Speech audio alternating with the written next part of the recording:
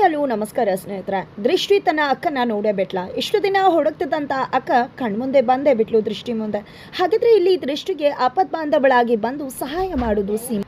ಏನಾಗುತ್ತೆ ಅಂತ ತಿಳ್ಕೊಬೇಕು ಅಂದರೆ ಈಗಲೇ ನಮ್ಮ ಈ ಚಾನಲ್ನ ಸಬ್ಸ್ಕ್ರೈಬ್ ಮಾಡಿ, ಹಾಗೆ ಒಂದು ವಿಡಿಯೋವನ್ನು ಪೂರ್ತಿಯಾಗಿ ನೋಡೋದನ್ನು ಯಾವುದೇ ಕಾರಣಕ್ಕೂ ಕೂಡ ಮರಿಬೇಡಿ. ಇವತ್ತು ದೃಷ್ಟಿ ಇಂಥ ಪರಿಸ್ಥಿತಿಗೆ ಸಿಕ್ಕಿಬಿದ್ದಿದ್ದಾಳೆ ಅಂದರೆ ಅದಕ್ಕೆ ಅವಳ ಒಳ್ಳೆತನ ಇನೋಸೆನ್ಸೇ ಕಾರಣ ಅಂತ ಹೇಳ್ಬೋದು.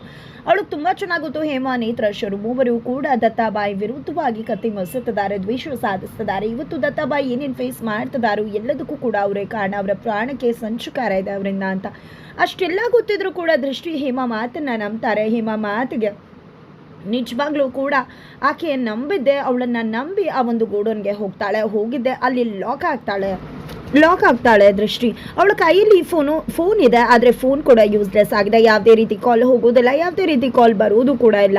ಅಷ್ಟು ಇನ್ನೋಸೆಂಟ್ ಆಗಿ ಹೇಮಾನ ನಂಬಿ ಆ ಒಂದು ಗೋಡನ್ನಲ್ಲಿ ಲಾಕ್ ಆಗಿಬಿಡ್ತಾಳೆ.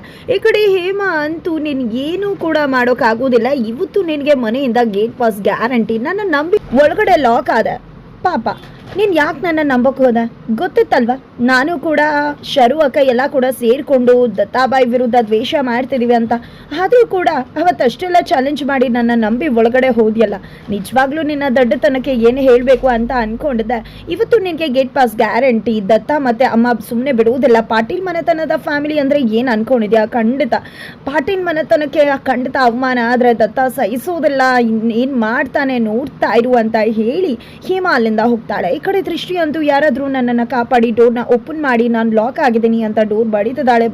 ಬಟ್ ಯಾವುದೇ ರೀತಿ ಯೂಸ್ ಇಲ್ಲ, ಬಿಕಾಸ್ ಅಲ್ಲಿ ಯಾರೂ ಕೂಡ ಓಡಾಡ್ತಿಲ್ಲ. ಹತ್ತ ಕಡೆ ದತ್ತಾಬಾಯಿ ಮತ್ತು ಬಜರಂಗಿ, ಸೈಲೆಂಟ್ ಎಲ್ಲ ಕಡೆ ದೃಷ್ಟಿನ ಹುಡುಕ್ತಿದ್ದಾರೆ. ಎಲ್ಲ ಕಡೆ ಹುಡುಕಿದ್ರು ಕೂಡ ದೃಷ್ಟಿ ಕಾಣಿಸ್ತಿಲ್ಲ.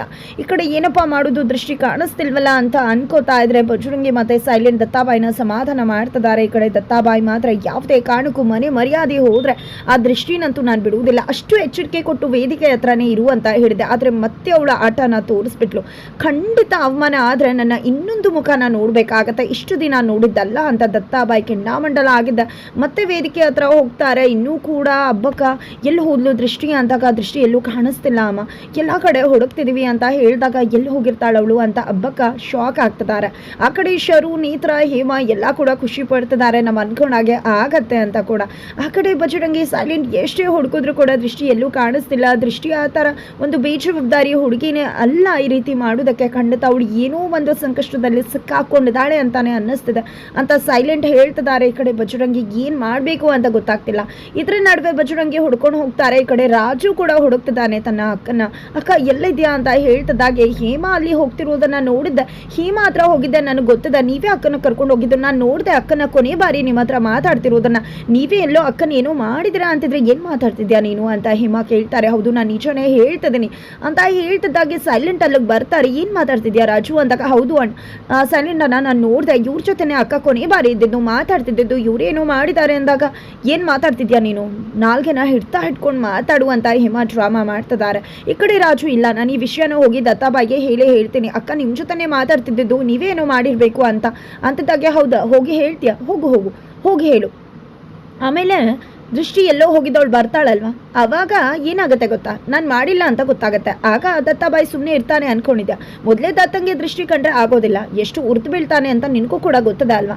ಆಮೇಲೆ ನಿಮ್ಮ ಅಕ್ಕನ ಮನೆಯಿಂದ ಒದ್ದೋಡಿಸ್ತಾನಷ್ಟೇ ಅಂತ ಹೇಳಿದೆ. ಈ ಕಡೆ ಸೈಲೆಂಟ್, ಮೊದಲು ಇವನ್ನ ಸರಿಯಾಗಿ ಬಿಹೇವ್ ಮಾಡೋದನ್ನ ಕಲಿ ಅಂತ ಹೇಳಿ ಹೋಗ್ಬಿಡ್ತಾರೆ.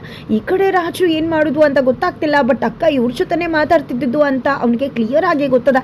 ಈ ಕಡೆ ಸೈಲೆಂಟ್ ಸುಮ್ಮನೆ ತಪ್ಪು ಮಾಡ್ತಾ ಇರೋರ್ ಮೇಲೆ ಈ ರೀತಿ ಹೇಳಿದ್ರೆ ಅವ್ರು ಕೋಪ ಮಾಡ್ಕೊಳ್ತಾ ಇರ್ತಾರ. ರಾಜು ಸುಮ್ಮನೆ ಅಂತ ಹೇಳಿ ಸಮಾಧಾನ ಮಾಡ್ತಾರೆ.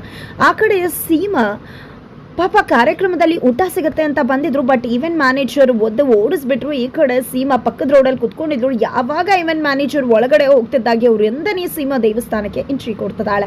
ಆ ಕಡೆ ಚಿನ್ನಮ್ಮ ಮತ್ತೆ ಅಪ್ಪ ಕೂಡ ಗಾಬರಿ ಆಗ್ತಿದ್ದಾರೆ, ಎಲ್ಲಿ ಹೋದ್ಲು ಇವಳು ಅಂತ ಹೇಳಿ.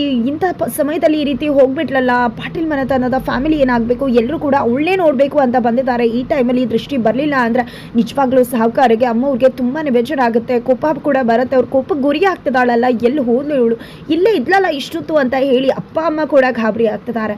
ಅತ್ತ ಕಡೆ ಹಬ್ಬಕ್ಕ ಕೂಡ ಜನರನ್ನ ಉದ್ದೇಶಿಸಿ ನಾನು ಒಂದು ಮಾತನಾಡ್ತೀನಿ ಅಂತ ಕೂಡ ಬಂದು ನಮ್ಮ ದೃಷ್ಟಿ ಬರ್ತಾಳೆ, ಬಟ್ ಅವಳು ಸ್ವಲ್ಪ ಕೆಲಸದಲ್ಲಿ ಬ್ಯುಸಿ ಆಗಿದ್ದಾಳೆ, ಖಂಡಿತ ಬರ್ತಾಳೆ ಅಂತ ಹೇಳ್ತಿದ್ದಾರೆ.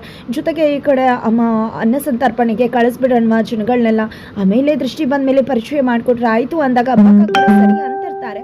ಅಷ್ಟರಲ್ಲಿ ಇಲ್ಲಿ ಹೇಮಾ ಮತ್ತು ನೇತ್ರ ಅಕ್ಕ ನೀನು ಈಗ ಸ್ಟೇಜ್ ಮೇಲೆ ಹೋಗಲೇಬೇಕು, ಇಲ್ಲ ಅಂದರೆ ಇಲ್ಲಿ ಏನೋ ನಡೀತಾ ಇದೆ, ಖಂಡಿತ ಜನಗಳನ್ನ ಅವರು ಉಳಿಸ್ಕೋತಾರೆ ಅಂತ ಹೇಳ್ತಾರೆ. ಹಾಗಾಗಿ ಶರು ಕೂಡ ಸ್ಟೇಜ್ ಮೇಲೆ ಹೋಗಿದ್ದೆ, ನೀವೆಲ್ಲ ತಾಳ್ಮೆಯಿಂದ ಕಾಯ್ತಿರೋದಕ್ಕೆ ತುಂಬಾ ಥ್ಯಾಂಕ್ಸ್. ಆದರೆ ನಮ್ಮನೆ ಸೊಸೆ ದೃಷ್ಟಿ ಯಾವುದೋ ಕೆಲಸದಲ್ಲಿ ಬ್ಯುಸಿ ಆಗಿದ್ದಾಳೆ, ಅದಕ್ಕೆ ಸ್ವಲ್ಪ ತಡ ಆಗ್ತದೆ ಅಷ್ಟೇ, ನೀವು ಎಲ್ಲರೂ ಕೂಡ ಕಾದು ಕುಳಿತುಕೊಳ್ಳಿ ಅಂತ ಹೇಳಿ ಅಲ್ಲೇ ಕೂರಿಸ್ತಾರೆ.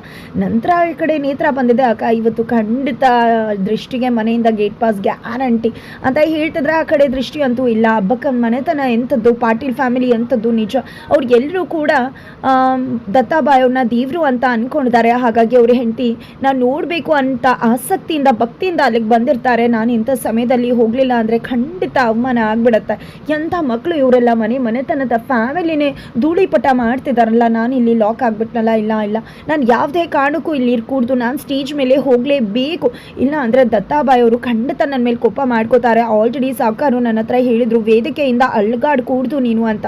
ಈಗ ನಾನು ಕಾಣಿಸ್ದೇ ಇರೋದನ್ನು ನೋಡಿ ಎಲ್ಲ ಕೂಡ ಗಾಬರಿ ಆಗಿರ್ತಾರೆ. ನಾನು ಏನು ಮಾಡಲಿ ಹಾಸನಾಂಬೆ, ನೀನೇನಾದರೂ ದಾರಿ ತೋರಿಸ್ಬೇಕು, ನಾನು ಯಾವುದೇ ಕಾರಣಕ್ಕೂ ಇಲ್ಲಿರೋಕ್ಕಾಗೋದಿಲ್ಲ, ನಾನು ಅಲ್ಲಿ ಹೋಗಲೇಬೇಕು, ಮನೆತನದ ಫ್ಯಾಮಿಲಿ ಮರ್ಯಾದೆನ ನಾನು ಉಳಿಸ್ಲೇಬೇಕು ಅಂತ ಹೇಳ್ತಿದ್ದಾರೆ. ಆ ಕಡೆ ಬಜರಂಗಿ ಮತ್ತು ಸೈಲೆಂಟ್ ಇಬ್ಬರು ಕೂಡ ಬರ್ತಾರೆ.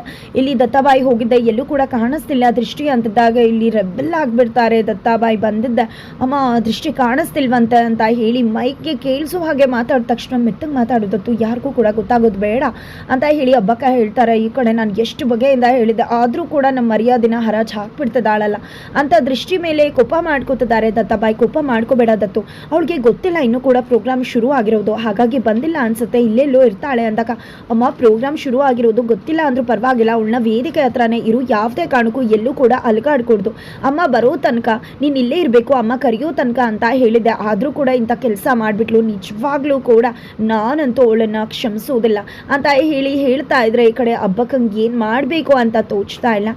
ಆ ಕಡೆ ದೃಷ್ಟಿ ಬಂದಿದೆ, ದಯವಿಟ್ಟು ಯಾರು ಬಂದು ಡೋರ್ನ ಓಪನ್ ಮಾಡಿ, ದಯವಿಟ್ಟು ಕಾಪಾಡಿ ಅಂತ ಚೀರ್ಕೋತಿದ್ದಾಳೆ, ಕಿರ್ಚ್ಕೋತಿದ್ದಾಳೆ. ಅದೇ ಟೈಮ್ಗೆ ಅಲ್ಲಿಗೆ ಅವ್ರ ಅಕ್ಕ ರೂಪ, ದತ್ತನ ಹಳೆ ಪ್ರೀತಿ ಸೀಮಾ ಇಬ್ರು ಒಂದೇ ಆಗಿರೋದ್ರಿಂದ ಸೀಮಾ ಎಂಟ್ರಿ ಕೊಡ್ತಿದ್ದಾರೆ. ಸೀಮಾ ಎಂಟ್ರಿ ಕೊಟ್ಟಿದ್ದೆ ಈ ಕಡೆ ಮುಖ ಮುಚ್ಕೊಂಡಿರೋದ್ರಿಂದ ದೃಷ್ಟಿ ಗೊತ್ತಾಗ್ತಿಲ್ಲ ಯಾರೋ ಇದ್ದಾರೆ, ದಯವಿಟ್ಟು ಡೋರ್ನ ಓಪನ್ ಮಾಡಿ ಅಂತಾರೆ. ಮುಖ ಮುಚ್ಕೊಂಡೆ ಬಂದು ದೃಷ್ಟಿ ಡೋರ್ನ ಓಪನ್ ಮಾಡೇ ಬಿಡ್ತಾಳೆ ಸೀಮಾ. ಹಾಗಿದ್ರೆ ಅಕ್ಕನ್ನ ನೋಡ್ಬಿಡ್ತಾಳೆ ದೃಷ್ಟಿ, ಅಕ್ಕನ್ನ ನೋಡಿದ್ದೆ, ಅಕ್ಕನ ಜೊತೆಯಲ್ಲೇ ಸ್ಟೇಜ್ಗೆ ಎಂಟ್ರಿ ಕೊಡ್ತಾಳೆ. ಈ ಕಡೆ ದತ್ತ ಬಾಯಿಗೆ ಸೀಮಾನ ನೋಡಿ ಶಾಕ್ ಆಗತ್ತಾ, ಅಥವಾ ಸೀಮಾ ತನ್ನ ಅಕ್ಕ ಅನ್ನೋದು ಗೊತ್ತಾಗದೇ ಇಲ್ವಾ ದೃಷ್ಟಿಗೆ? ದೃಷ್ಟಿನೇ ಬಂದು ಇಲ್ಲಿ ಮಾಸಾಗೆ ಎಂಟ್ರಿ ಕೊಟ್ಟು ಶರು ಪ್ಲಾನ್ನ ಉಲ್ಟಾ ಮಾಡ್ತಾಳ. ಏನೆಲ್ಲ ಆಗತ್ತೆ, ಏನೆಲ್ಲ ಆಗಬಹುದು, ಇದು ಎಲ್ಲವನ್ನ ಕೂಡ ತಿಳ್ಕೋಬೇಕು ಅಂದರೆ ಈಗಲೇ ನಮ್ಮ ಈ ಚಾನಲ್ನ ಸಬ್ಸ್ಕ್ರೈಬ್ ಮಾಡಿ. ಹಾಗೆ ಈ ಒಂದು ವಿಡಿಯೋವನ್ನು ಪೂರ್ತಿಯಾಗಿ ನೋಡೋದನ್ನು ಯಾವುದೇ ಕಾರಣಕ್ಕೂ ಕೂಡ ಮರಿಬೇಡಿ.